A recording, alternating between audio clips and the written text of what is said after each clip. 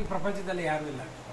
ಅದಕ್ಕೆ ಗರ್ವ ಮೊದಲು ನಮಗೆ ಸಾಧನ ಹರಿಕಥಾಮೃತಸಾರ ಪಾರಣ, ಆಮೇಲೆ ಏಕಾದಶಿ ವೃತ ಮಾಡೋದು ಆಮೇಲೆ.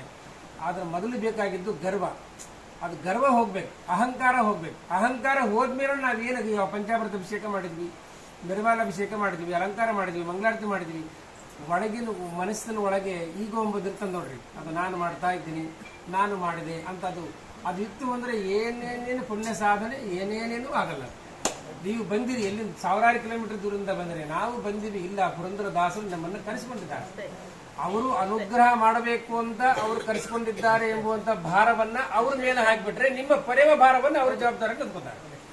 ನಾವು ಭಾರವನ್ನೇ ಹಾಕಿಲ್ಲ, ನಾವು ಸಮರ್ಪಣೆ ಮಾಡುವಂತ ಭಾವನೆ ನಮಗಿಲ್ಲ ಅಂತಂದ್ರೆ ಅವ್ರು ಹೆಂಗ ನಮ್ಗೆ ಅನುಗ್ರಹ ಮಾಡ್ತಾರೆ? ಸಾಧ್ಯ ಇಲ್ಲ. ಅದಕ್ಕೆ ಎಲ್ಲವೂ ಅವ್ರದ್ದೇ, ದೇವತೆಗಳಾದ್ದರಿಂದ ಆ ಶಕ್ತಿ ಇದೆ. ಅದಕ್ಕೆ ಇವತ್ತಿನ ದಿವಸ ಅವರು ದೇವತೆಗಳೇ ಆದ್ದರಿಂದ ಎಲ್ಲ ಕಡೆ ಆರಾಧನೆಯನ್ನ ಅವರು ಮಾಡಿಸಿಕೊಂಡು ಎಲ್ಲರಿಗೂ